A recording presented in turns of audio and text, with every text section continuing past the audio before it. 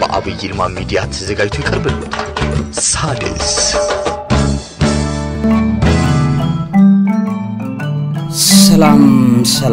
ሰላምና ጤናን ፍቅርን በረከትን ያድልኝ ክብራትና ክብራን ሳድስ ቤተሰቦቼ እንደምን አላችሁልኝ እንደምንስ ቆያችሁ ዛሬ አራት መሰረታዊ ጥቆማዎች አሉኝ ሶስቱ ዜናዎች ግን እጅግ በጣም ጠቃሚዎች ናቸው እጅግ መሰረታዊ ናቸው እንግዲህ አሁን ዓለም ባለችበት በዚህ ርቀት ውስጥ የሚከናወኑ ነገሮችን እየነቀስን ያወጣን እንመለከታለን የትንቢተ ሕዝቅኤሉ የማአቴ አውሎ ንፋስ ይለዋል እግዚአብሔር ያንን በተመለከተ በዚያ መጠን ያክል አሜሪካንን መምታት ጀምሯል ከቴክሳስ እስከ ኒውዮርክ ድረስ ያሉ ግዛቶች ላይ ከፍተኛ ጉዳት ያመጣ ነው ግን ከመጽሐፍ ቅዱስ አንፃር ይሄንን እውነታ እንመለከተዋለን ሰዎችን እየገደለ ይገኛል ስለዚህ በዚህ መጨረሻ ዘመን ላይ የሚከሰቱ ጉዳዮችን ከመጽሐፍ ቅዱስ አንፃር የምንመለከትበትን ይሄን ሐሳብ አስደምጣችኋለሁ በሁለተኛ ደረጃ የቻይና ውሃ ግድቦች አሉ እንደዚህ ከፍተኛ የግድብ አቅም እንዳላት ይታወቃል ቻይና እነዚህ ግዙፍ እንደ ህዳሴ ግድብ አይነት ግድቦች አዲስ ዜና የተነገረባቸው ይገኛል በተለይ ናሳ ይሄንን ሪፖርት ይዞ መጥቷል የቻይና እነዚህ ግድቦች በዓለማችን አንደኛ በአዟዟር ወይም በሮቴሽኗ ላይ ዓለማችን በራሷ ዙሪያ በራሷ ዛቢያ ተሽከረክራለች እንደገና በፀሐይ ዙሪያ ተሽከረክራለች በዛ ላይ ተጽዕኖ ያመጡ ነው በሚል ናሳ አስቀምጧቸዋል እሱ ብቻ አይደለም እንደገና ምድራችን በመደፍጠጥ የመሬታችንን ቅርጽ የቻይና ግድቦች ያበላሹ ይገኛሉ ይሄም ደግሞ ለቀጣዩ የምድራችን ዲስትራክሽን ወይ ውድመት እጅግ በጣም አስተዋጽኦ ሊያደርግ የተዘጋጀ ነው በማለት ሳይንቲስቶቹ በተለይ ናሳ ያለውን አጠቃላይ ጥናት ይፋ አድርጓል እሱን እንመለከታለን ኢየሩሳሌም ሰደድ እሳት እንግዲህ ተነስቷል ይሄ ሰደድ እሳት እንግዲህ ውድ ቤተሰቦቼ ሌላ መዘዝ ነው ይዞ እየመጣ ያለው ፍለፊት ያለውን ነገር ብቻ እንመለከትም ከጀርባም ጉዳዮች ስላሉ በዚህ ሰደድ እሳት ዙሪያ ቆይታ አድርግላችኋለሁ ውድ ቤተሰቦች አብራችሁኝ እንድትሆኑ በድጋሚ በአክብሮት ጋብዛለሁ ለዚህ አእምሮ ምግብ አዘጋጅና አቅራቢ መምህርና ጋዜጠኛ አብይ ይልማ አብራችሁኝ ቆዩ ዕውቀት ታላቁ እግዚአብሔርን ታከብራለች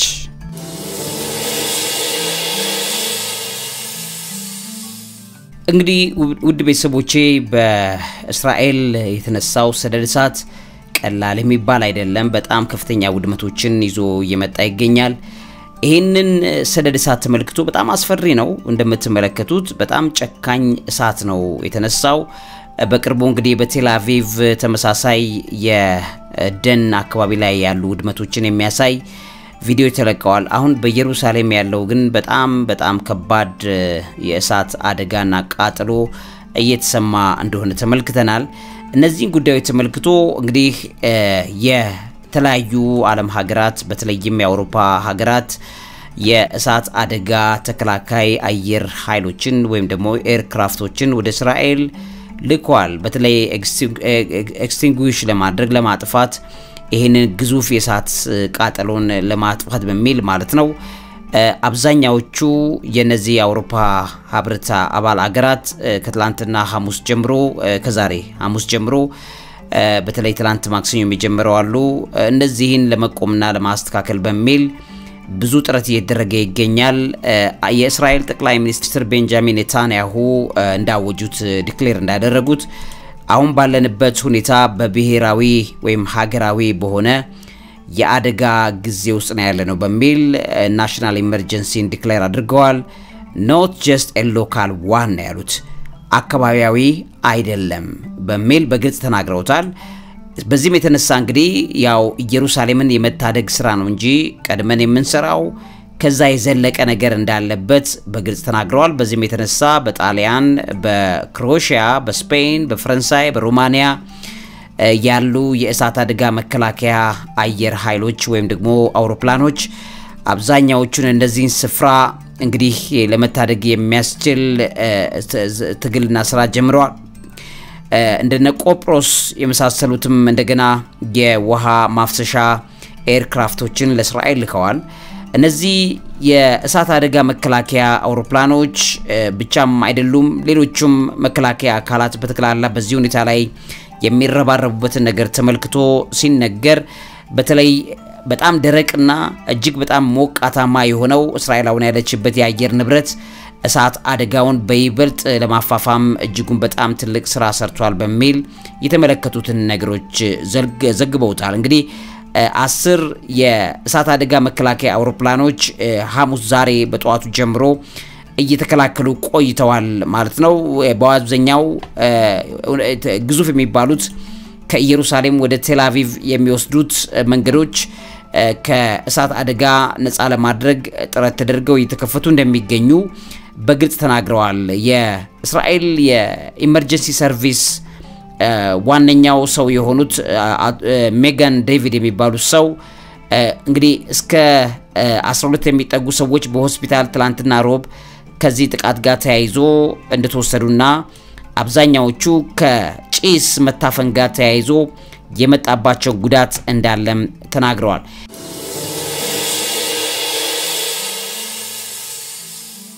ይሄ ባለበት ሁኔታ ላይ እንግዲህ 2010 እንደምታስታውሱት በእስራኤል ብዙ የእሳት አደጋ ሰፊ ማሲቭ የሆነ ፎረስት ፋየር ተነስቶ ለቀናት ያክል በተለይ ለአራት ቀናት ያክል ቆይቶ እንደነበረ ይታወቃል በዚህም የተነሳ ሰሜናዊውን የእስራኤል የማውንት ካርሜል አካባቢዎችን በእጅጉ ጎርቶ አጥፍቶ እንደነበረና 44 ሰዎችን ህይወት ቀጥፎ እንደነበረ ከ12000 ሄክታር በላይ መሬቶችንም አውድሞ እንደነበረ ይታወቃል አሁን ባለበት እንግዲህ ይሄንን የሚለየው የእስራኤል ኢንዲፔንደንስ ዴይ ወይም ደግሞ የእስራኤል እንደ ሀገር የቆመችበትን ከ1948 በኋላ ያለውን ጊዜ እንደ ሀገር የምታከብርበት የኢንዲፔንደንስ ዴይን ያከበረች ባለችበት በዚህ ጊዜ መከናወኑ ነው ምክንያቱም ኢንዲፔንደንስ ዴይ በሜይ 1 እና 2 ነው የሚከሰተው የሚከበረው በእነዚህ ቀናቶች ላይ ይሄን እሳት አደጋ ሆን ተብሎ ተቀነባብሯል የሚል ትንታኔዎች እየተሰጡ ነው ስለዚህ አሁን ባለበት ሁኔታ ላይ አሁን ያለውን የዓለም ጦርነት ለማፋፋም ይሄ እሳት ከፍተኛ እገዛ ሊያደርግ እንደሚችል እናስባለን እስራኤል ablaze in a national emergency believed to be a terrorist act እየተባለ እየተነገረ ይገኛል የአሸባሪው ጥቃት ነው በሚል እየተነገረ ይገኛል ማለት ነው እንግዲህ እነዚህ የተለያዩ ሶርሶች ወይም ደግሞ ምንጮች አብዛኛዎቹን ከዚህ ጋር ተያይዟል ብሎ ያሏቸውን አካላት እንዳሰሩ እንደገና ደግሞ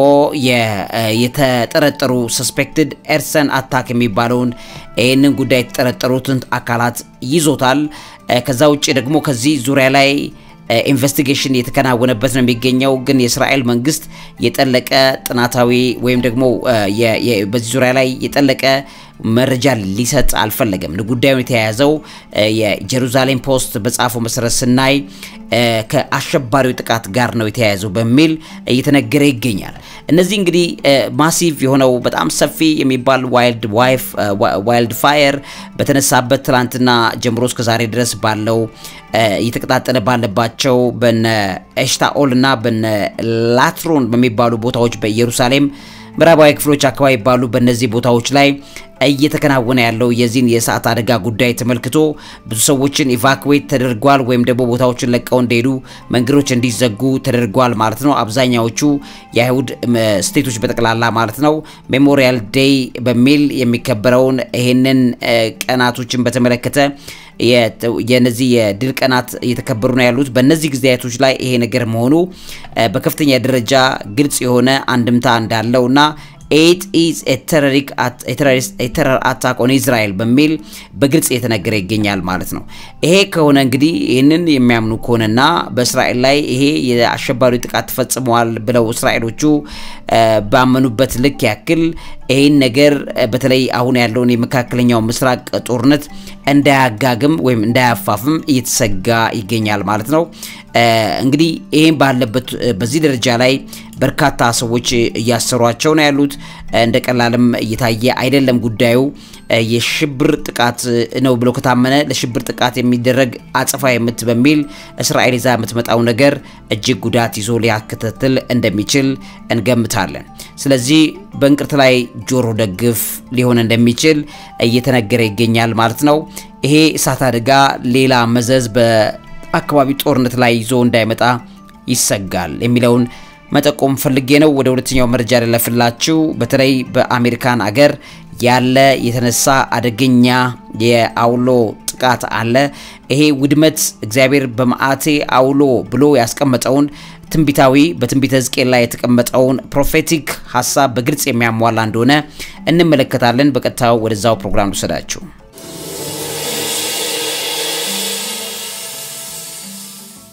እንግዲህ ወደ ቤተሰቦቼ እነዚህ በጣም መጥፎ የሚባሉ የአየር ሁኔታዎች በመጨረሻው ዘመናት ላይ በከፍተኛ ደረጃ የዓለማትን እየመቱ ይገኛሉ። እነዚህን በተመለከተ መጽሐፍ ቅዱስ በግልጽ ይነግራቸዋል፣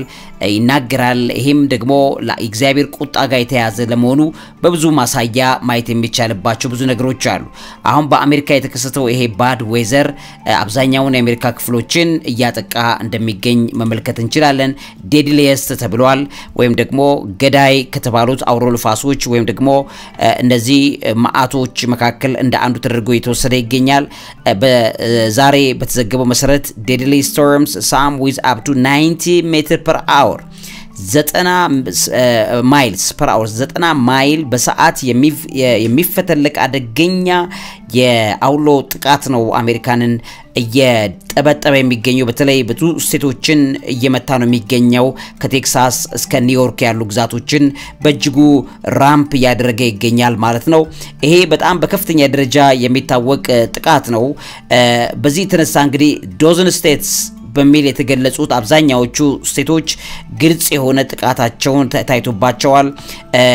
እንደገናም ደግሞ ይሄ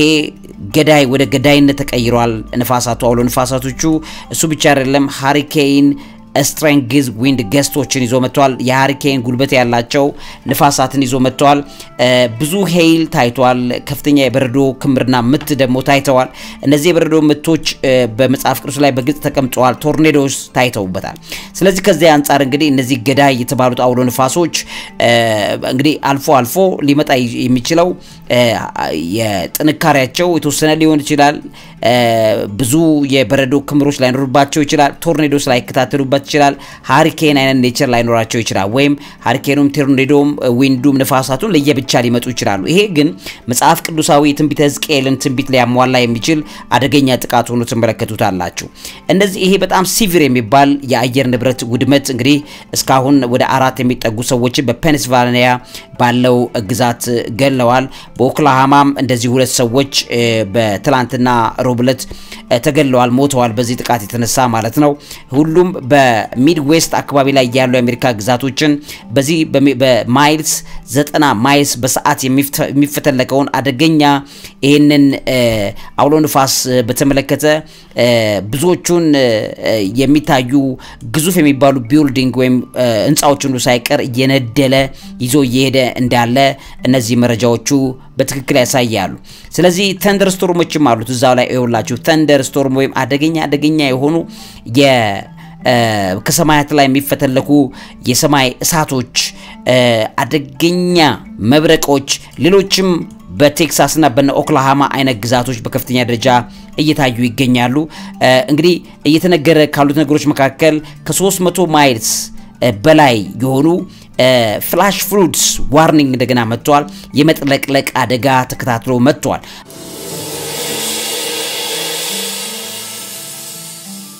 አንዳንድ ቦታ አንዳንድ ጊዜ ልክ ማዕበል ካለ ወይም የጎርፍ አደጋ ካለ ምናልባትም ሌላ ነገር ላይ ንፋሳት ላይኖር ይችላል ወይ ነገር ላይኖር ይችላል። ሙሉን ግን ይሄንን መስፈርት የሚያሟላ በትንቢተ ሕዝቅኤል ላይ ያለውን ትንቢት የሚያሟላ መጽሐፍ ቅዱሳዊ ትንቢት ያዘል የሆነ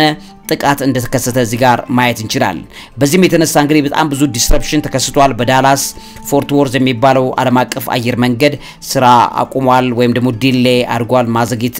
መርጧል ማለት ነው። ብዙዎቹ ተንደር ስቶርምስ ወይም ደግሞ መብረቆች በጣም አስፈሪ ስለሆነባቸው የሀገሪቱ ፌደራል አቪዬሽን አድሚኒስትሬሽን በዚህ የተነሳ ይሄን ውሳኔ እንዲወሰን አድርጓል። በዚህም የተነሳ ከ900 በላይ በረራዎች በአሜሪካ ውስጥ እንዲሰረዙ ተደርገዋል ማለት ነው ያውም በአሜሪካ አጠቃላይ ነው አብዛኛዎቹ አደጋ ያለባቸው በተባሉት ቦታዎች ማለት ነው አብዛኛዎቹ በመቶዎች የሚቆጠሩት እንግዲህ ልብ በሉ 900 የሚጠጉ ናቸው በመቶ የሚቆጠሩት በዳላስ ፎርት ኢንተርናሽናል ኤርፖርት ያሉ በረራዎች ናቸው የተሰረዙት በብዙ መልኩ የሚታዩ ብዙ ጥቃቶች በዚህ ቦታ ላይ እየተከሰቱ ይገኛሉ በዚህም የተነሳ ይሄ የአየር ሲቪር ነው የተባለው በጣም ሲቪር በሚል የተገለጸው እጅግ በጣም አስከፊ የተባለ የአየር ንብረት ባህሪ ነው የተከሰተው ይሄ ባህሪ እንግዲህ እጅጉን በጣም አደገኛ ውድመት ይዞ ሲመጣ ከመጽሐፍ ቅዱስ አንፃር የተነገረውን ትንቢት ያሟላል ያሳካል በዚህም የተነሳ መጽሐፍ ቅዱስ ላይ በግልጽ ከሚያስቀምጣቸው ነገሮች መካከል እንደነዚህ አይነት ነገሮች እግዚአብሔር ቁጣ መሆናቸውን ለማየት ከፈለገ አንድ ሰው በመጽሐፈ ዜና መዋዕል ካልዕ ላይ በሁለተኛ ዜና መጽሐፈ ዜና ካልዕ ምዕራፍ 7 ከቁጥር 13 አካባቢ ላይ በግልጽ ይሄንን ያሳያል ዝናብ እንዳይወርድ ሰማያትን ብዘጋ ወይም ምድሪቱን ይበላ ዘንድ አንበጣን ባዝ ስለዚህ የሚያዘው እግዚአብሔር መሆኑ ታያላችሁ ዝናብ እንዳይዘርብ ሰማያትን ሊዘጋ እንደሚችል እግዚአብሔር በትንቢቱ ላይ በደንብ አድርጎ ነግሯል እንደገናም አንበጣን ባዘው ብሏል ወደ ምድሪቱን ይበላ ዘንድ አንበጣን ባዝ ስለዚህ እግዚአብሔር አንበጦችን ሊልክ ይችላል ማለት ነው ወይም በህዝብ ላይ ቸነፈር ብሰድ አደገኛ ቸነፈሮችን በህዝብ ላይ ብሰዳል ከዛ በስሜ የተጠሩት ህዝቤ ሰውነታቸውን አዋርደው ቢጸልዩ ፊቴን ቢፈልጉ ከክፉ መንገዳቸው ቢመለሱ በሰማይ ሆኜ እሰማለሁ ኃጢአታቸውንም ይቅር እላለሁ ምድራቸውንም ፈውሳለሁ ብሎ ይናገራል ስለዚህ እግዚአብሔር ቁጣን ሊያመጣ ይችላል ዝናባትን አደገኛ ሊነፍግ ይችላል ምድሪቱን በተለያዩ ተውሳኮች ነፍሳት ፍጥረታት ሊመታ ይችላል በቸነፈርም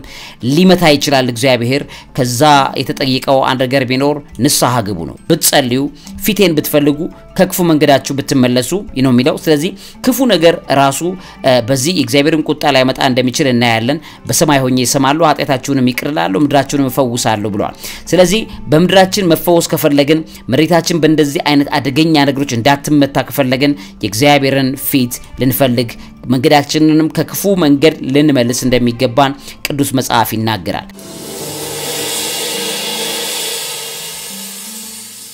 ትንቢተ ሕዝቅኤል ላይ ይሄ አሁን አሜሪካ ያለው ይሄንን ጥፋትና ውድመት በሌሎች ዓለማት ላይ ይሆናል የታወቀ ነው በመጨረሻው ዘመናት ላይ ካሉ ትንቢቶች መካከል አንዱ ነው በትንቢተ ሕዝቅኤል ምዕራፍ 13 ላይ በግልጽ ተቀምጧል ከቁጥር 12 ጀምሮ ማየት ይችላልላችሁ ከዛም በፊት ያለውን ነገር ማየት ይችላልላችሁ ሰላም ሳይኖር አለ ሰላም ይያሉ ህዝቤን አታለዋልና ስለዚህ በአሜሪካ ውስጥ ሰላም አለ ብለው ሰላም አድርገናል ብለው ህዝቡን አታለዋል የእግዚአብሔር እውነተኛ ሰላም ክርስቶስ ነው ክርስቶስ ከሌለ እውነተኛ ሰላም ሊኖር አይችልም ስለዚህ አንዱንም ሰው ቅጥር ሲሰራ እነሆ ገለባ በሌለበት ጭቃ ይመርጉታልና ገለባ በሌለበት ጭቃ ለሚመርጉት ሰዎች ይወድቃል በላቸው ይላል ስለዚህ ጭቃ የጭቃ ቤት ሲሰራ እንደሚታወቀው የገለባ ጋር ተለውሶ ነው የሚለጠፈው ገለባ ከሌለው ጭቃው ሊወድቅ እንደሚችል ይነገራል ስለዚህ እውነተኛው እግዚአብሔር ሰላም ከሌለ ገነባን ያሉት ግን ሁሉ ሳይቀር ሊደረመስ እንደሚችል ከተማ ሊወድም እንደሚችል በትክክል እግዚአብሔር በትንቢቱ አስቀምጧል የሚያሰጥም ዝናብ ይዘንባልና ዓለማት ልክ አሁን በእነዚህ በአሜሪካ ኦክላሃማ ግዛት ላይ በሌሎችም ቦታዎች ላይ ያሉ መሬት ጎርፍ መጥለቅለቅ አደጋዎችን ስታዩ በጣም ያስፈራል ቪዲዮዎቹን ማለት ነው ያው ዩቲዩብ ብሎክ እንዳያረግብኝ ብዬ ቪዲዮዬን ነው ያላሳዩት ልክ እንደ ነገር ሲታይ ቶሎ ብሎ ቪዲዮ ብሎክ የማድረግ ልምምድ አላቸው በጣም አደገኛ ንፋሳት እንደገናም ደግሞ የምትመለከቷቸው ይላችሁ ጎርፍ መጥለቅለቁ እንደዚህ አፍኖ የሚቀመጥበት ነገር ስትመለከቱ በጣም አደገኛ ነው ይሄንን ነገር ተመልክቶ ውድመቱ በጣም ከፍ ያለ ነው ይሄንን ነገር በተመለከተ ቅዱስ ቃሉ የነገረንን ነገር እናምናለን አስፈሪው የሆነ ነገር ምድር እንዲሚሰለቅጣት በመጨረሻዎቹ ዘመናት ላይ አደገኛ ነገሮች ሲመጡ የእግዚአብሔርን ቃል ልታስታውሱ ይገባሉ ቤተሰቦቼ አሁንም ቢሆን በጣም ሲቪር የሆነ በጣም ጨካኝ የሆነ የአየር ንብረት ውድመት ነው አሜሪካ ላይ የመጣ ያለው የመጥለቅለቅ አደጋ ሌሎችም ጉዳቶች በከፍተኛ ደረጃ ላይ እየነደለ እንደዚህ የሚጥል አደገኛ ንፋሳትና ሌሎች ነገሮች ተከናውነዋል አሁን ባለበት ሁኔታ ላይ ሃሪኬኑ ቶርኔዶ ምኑ በአንድ ጊዜ እንዴት ድብልቅልቅ ብሎ ሊመጣ ይችላል ይሄን በመጽሐፍ ቅዱስ ላይ ምን ይላል የሚያሰጥም ዝናብ ይዘንባል ይላል እዚህ ጋር እንደምትመለከቱት የሚያሰጥሙ ቤቶችን ሁሉ እንደዚህ የሚሰለቅጡ ዝናቦች ይዘንባሉ በትንቢተ ሕዝቅኤል ላይ እንደተቀመጠው ታላቅም የበረዶ ድንጋይ ይወድቃል አለ ሄልስ አሉ ከፍተኛ የሆነ አሁን በኦክላሃማ በአሜሪካ ግዛት ላይ ያሉትን ነገሮች ስታዩ በከፍተኛ ደረጃ የበረዶ ክምርና ምቶች ተሰምተዋል ብዙዎችን ሀገራትን ከተሞችን ሁሉ አጥለቅልቀዋል እግዚአብሔር ቃል ትንቢት ግን ይሄንን ነገር ይናገራል ከዛ አውሎ ንፋስም ማለት ይሰነጣጥቀዋል ስለዚህ አሁን የተለቀቁት ነገሮች ደግሞ አውሎ ንፋስ እንዳሉም ታያላችሁ እግዚአብሔር ቁጣ እንዴት እንደሚሆን ታያላችሁ እነሆ ግንቡ በወደቀ ጊዜ የመረጋችሁት ጭቃ ወዴት አለ አይሏችሁ ምን ብሎ ያስቀምጣል ስለዚህም ጌታ እግዚአብሔር እንዲላል በመዓቴ በአውሎ ንፋስ እሰነጣጥቃለሁ ብሎ ይናገራል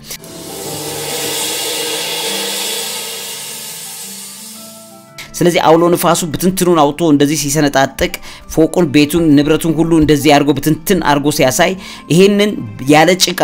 በጭቃ ጭቃና ጭቃ ብቻ የተለጠፈበትን ቤቶቻችሁን አለ እግዚአብሔር የናንተ መስሏችሁ ከተመካችሁ ተሸውዳችኋል አለ ምክንያቱም አብሮት ገለባ መዋሃድ አለበት ያም ገለባ እንደ ድቅ ጭቃ ተዋሃዶ ቤት እንደሚሰራ ሁሉ የእግዚአብሔር ህልውና የእግዚአብሔር ህይወት ከተማን ካልታደገ ሀገርን ማዳን አይቻልም አደገኛ ውድመቶች እየመጡ ያሉበት ጊዜ ስለሆነ ይሄንን ነገር በትንቢቱ ይናገራል ስለዚህ በአውሎ ንፋስ በመዓቴ አውሎ ንፋስ ብሎ ይለዋል የመዓቴ አውሎ ንፋስ መዓት ነው ማለት ነው ልክ ይሄ በመዓትና በኃይል በቁጣ የሚመጡት አውሎ ንፋሶች እነዚህ ነገሮች ይሰነጣጥቃሉ ያጠፋውም ዘንድ ይለዋል በቁጣዬ የሚያሰጥም ዝናብ ይላል እነዚህ ሁሉ ነገሮች በአንድ ላይ ሲተለተሉ ተመልከቱ ይሄንንም ማለት የሚያጠፋ የሚያሰጥም ዝናብ ቀድም የምታዩዋቸውን አስጣሚ ዝናቦችን እንደዚህ ብትንትን የሚሰነጣጥቀው ሲመጣ የእግዚአብሔር ድምጽን መስማት መልካም ነው እግዚአብሔር መመሪያ እየሰጠ ይገኛል ቤት ንብረትን እንዲህ የሚያሰጥም ከተማን የሚያሰጥም ጎርፍ ሲከሰት የእግዚአብሔር የትንቢቱ ድምጽ እንደሆነ መሰማት አለበት በመዓቴም ታላቅ የበረዶ ድንጋይ ይወርዳል ብሎ ያስቀምጣል ስለዚህ እነዚህ ሄልስ የበረዶ ድንጋዮች ይሰነጣጠቁ እየፈነካከቱ እዚህ ጋር እንደምትመለከቱት ግዙፍ የበረዶ ድንጋዮች ከተማይቱን እንደዚህ ይሰለቀጠ ስትመለከቱ ከተማይቷ ዲስረፕት ሲያረጋ ሀገሪቱን አሜሪካን በዚህ ደረጃ ላይ ዲስረፕት አድርጎ ሲመታ የእግዚአብሔር ድምጽ በትክክል ሊታወቅ ወይም ሊነገር ወይም ልናደምጠው እንደሚገባ መስማት ያስፈልጋል ማለት ነው ስለዚህ ገለባን በሌለበት ጭቃ የመረጋችሁትን ቅጥር አፈርሳለሁ አለ ወደ ምድርም እጥለዋለሁ መሰረቱም ይታያል እርሱም ይናዳል በመካከሉም ትጠፋላችሁ እኔ እግዚአብሔር እንደሆንኩ ታውቃላችሁ ብሎ ያስቀምጣል ስለዚህ በትክክል ልናይ ይገባናል እግዚአብሔርን ድምጽ ልንሰማ ይገባል ውድ ቤተሰቦቼ ተመሳሳይ ትንቢቶችን ከተቀመጡበት መካከል ዮሐንስ ራእይ ምዕራፍ 16 ከቁጥር 21 አካባቢ ታራፍ የሚያህል ታላቅ በረዶ በሰዎች ላይ ከሰማይ ወረደባቸው ሰዎቹም ከበረዶ መቅሰፍት የተነሳ እግዚአብሔርን ተሳደቡ መቅሰፍቱ እጅግ ታላቅ ነውና ይላል እንግዲህ በመጨረሻዎቹ ዘመናት ላይ ከሚኖሩ ትንቢቶች መካከል ግዙፍ ሄልስ በጣም ግዙፍ በረዶ ድንጋዮች ሰዎችን ሲመቱ ልታዩ ይችላልላችሁ ይሄም እግዚአብሔር የተናገረው ትንቢት እንደሆነ በትክክል እናያለን በሉቃስ ወንጌል ምዕራፍ 21 ላይም ክርስቶስ የተናገራቸው ትንቢቶች አሉ ታላቅ የምድር መናወጥና በለየሉት ስፍራም ቸነፈር ረሃብም ይሆናል ብሎ የተናገረው የሚያስፈራም ነገር ከሰማይ ታላቅ ምልክት ይሆናል በሚል ያስቀመጠን ከሰማያት ላይ የሚመጡ ታላላቅ ምልክቶች በመጡ ሰዓት ዘመኑን እንድንዋጀውና እንድናስበው የእግዚአብሔር ቃል ይነግረናል በዮሐንስ ራእይ ምዕራፍ 8 ላይም በተመሳሳዩ ከቁጥር 7 ጀምሮ ፊተኛው መልአክ ነፋ ደምም የተቀላቀለበት በረዶና እሳት ሆነ ብሎ ይናገራል ወደ ምድርም ተጣለ የምድርም ሲሶ ተቃጠለ የዛፎችም ሲሶ ተቃጠለ የለመለመ ምሳር ሁሉ ተቃጠለ ብሎ ይናገራል ስለዚህ የእሳት ቃጠሎ በረዶ ምናምን በመጨረሻው ዘመናት ላይ በከፍተኛ ሁኔታ ሲቀጣጠል በትክክል ምናቀው የእግዚአብሔር ድምጽ እየተነገረን ትንቢቱ እየተነገረን መሆኑን ልናቅ ይገባል በእሳት የሚቃጠል ታላቅ ተራራን የሚመስል ነገርን ከባህር ተጣለ ይላል ስለዚህ እነዚህ እሳታማ የሆኑ እንደ ተወርዋሪ አይነቶችም ሌሎችም ነገሮች የእግዚአብሔር ትንቢቱ መገለጫ መሆናቸውን ልናውቅ ልናሰላስል ይገባል ውድ ቤተሰቦቼ በጣም ክፉ የሚባል የአየር ንብረት ውድመት በአሜሪካ እየተከሰተ ለመሆኑ ይሄም ደግሞ መጽሐፍ ቅዱሳዊ ትንቢት ያለበት መሆኑን እንድንረዳው በመጠኑ በዚህ መረጃ ላይ አካፍያችኋለሁ ወደ ሶስተኛው መረጃ ልለፍላችሁ ቻይና በሚገርም ደረጃ የውሃ ግድቦቿ የመሬታችንን አዟዟር እንዴት እንዳበላሹት መረጃዎቹ ይናገራሉ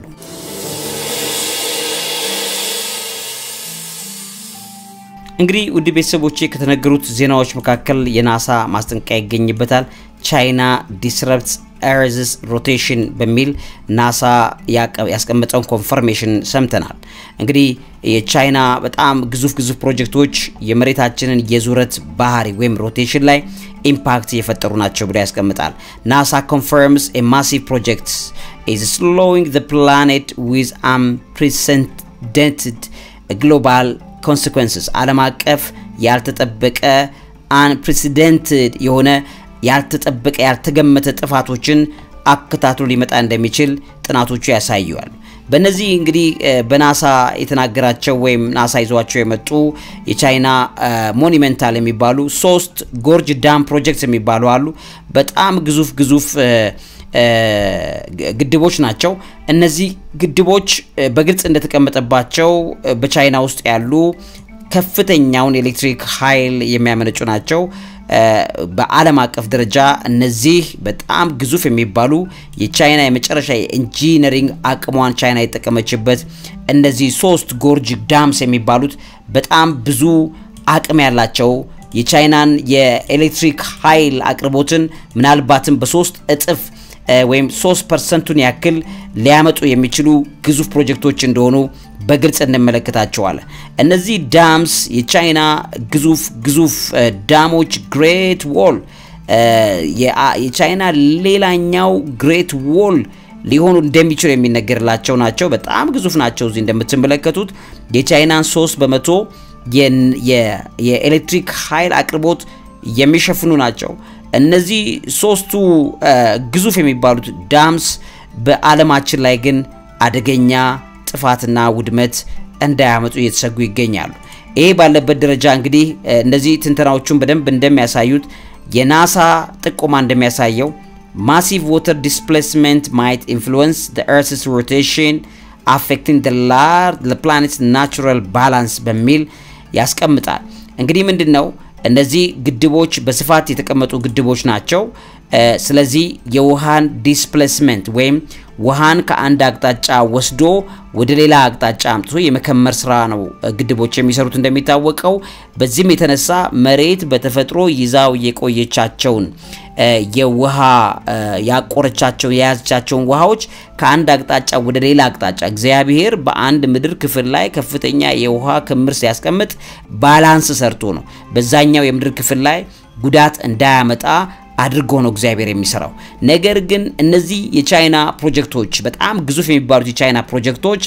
በጣም አደገኛ ነገር ይዘው ሊመጡ እንደሚችሉ የሚያሳይ ይሆናል ማለት ነው። ለምን ሲባል በአንድ አቅጣጫ ላይ መሬታችን ተሸክማ የቆየችውን ውሃ ቀይሮ ወደ ሌላ አቅጣጫ ይዞ ለመምጣት ስለሚደረግ በመሬታችን ላይ የአደገኛ ባዟዟራው ላይ በቆና አቆጣጠሯ ላይ መሬታችን በሌሎችም ስራዎቿ ላይ በከርሰ ምድር ያሉ የእሳተ ገሞራው ተፈጥሮ ሌሎችም ነገሮች ላይ ሁሉ ኢምፓክት እየፈጠረና ፕላኔታችን በተፈጥሮ ያለችውን የተፈጥሮ ባላንስ እያዛባ ይገኛል ብለው ጥናቶቹ በደንብ አስቀምጠውታል።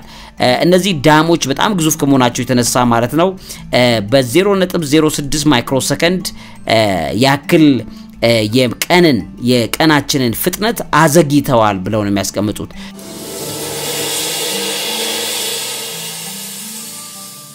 could lengthen the day by 0.06 microsecond and alter Earth's shape የመሬታችንን የመሽከርከር ፍጥነቷን በተመለከተ በ0.06 ማይክሮሰከንዶች ሊያስረዝም እንደሚችልና የመሬታችንን ቅርጽ ማለት ነው ሊያዛባ እንደሚችል እነዚህ ጥናታዊ ዘገባዎቹ ያሳያሉ። The potential impact on human construction on natural emphasizes the need for understanding environmental consequences በማለት ያስቀምጠዋል። ስለዚህ ናሳ ሲያስቀምጥ እነዚህ ሰው ሰራሽ የሆኑ ስትራክቸሮች ወይም ትላልቅ ግዙፍ ፕሮጀክቶች ከተፈጥሮ ካሉት ክስተቶችና በተለይ ከመሬታችን ዙረት ጋር ያላቸው ተጽዕኖ ሰው ሳያጤነው ቀርቷል በሚል ጥናቱ ያሳያል። እሱ ብቻ አይደለም የመሬት መናወጦችም ሌሎችም በእነዚህ ሊመጡ እንደሚችሉ በትክክል ይነገራል። እሱ ብቻ አይደለም በጣም ግዙፍ የሚባሉት እንደ ቡርጅ ካሊፋ በዱባይ ያለውን የሻንጋይ ታወር ደክሎክ ታወር የሚባሉ በሳውዲ አረቢያ ያሉ እነዚህ ሁሉ ሳይቀር በሚገርም ደረጃ በመሬት የስበት ኃይል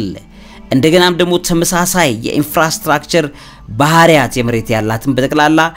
በብዙ መልኩ ኢምፓክት እያደረጉ እንዳሉ ወይም ተጽዕኖ እየፈጠሩ እንዳሉ እየተነገረ ይገኛል። ምክንያቱም አሁን ቡርጅ ከሊፋ በጣም ረጅም ነው፣ በዱባይ ያለ ፎቅ ነው። ይሄ ፎቅ እንግዲህ የመሬታችንን የስበት ባህሪ እየተጫነ ልክ ትራስ ላይ ራስ ቅል ትራስ ላይ ተጭኖ ሲነሳ እዛ ቦታ ላይ አደገኛ ነገሮች ወይም ትራሱ ቀስ በቀስ ወደ ላይ እንደሚነሳና ተጽዕኖም እንደሚፈጥሩ ራስ ቅላችን በተመሳሳይ ሁኔታ መሬታችን ላይ እነዚህ ነገሮች ተጽዕኖ እየፈጠሩ ነው። ይሄም 3 ጎርጅ ዳምስ የሚባሉትም የቻይና ግድቦችም እንደዚሁ ተጽዕኖ እየፈጠሩና በመሬታችን የሽክርክሪት ባህሪ በመሬታችን የመሽከርከር ተፈጥሮና እንዲሁ በሰዓት ላይ ራሱ መሬታችን በመትዞርበት ሰዓት ላይ ወይም በቀናችን አንድ ቀን ከሚኖረው ሰዓት ወደ 0.06% ያክል ሰዓት ጭማሪ እያመጣ እንደሆነ እነዚህ ነገሮች ያሳያሉ። ስለዚህ ከላይ አቅጣጫ ተጠፍጥፎ መሬትን ስለሚጨፈልቃት ልክ የተጨፈለቀ በቦክስ የተመታ አፍንጫ እንደሚጎደጉደውና በተፈጥሮ ላይም ትግል ችግር እንደሚያመጣው እነዚህ የተከመሩ የውሃ ማቆሪያዎችና ግድቦችም በተመሳሳይ ሁኔታ በመሬታችን ላይ ጫና እየፈጠሩና በመሬታችን earth's rotation it influences the earth's rotation በሚል በትክክል ጥናቶቹ ያሳዩ እንደሚገኙ መጠቆም እንወዳለን። ሰው ሰራሽ አደጋዎች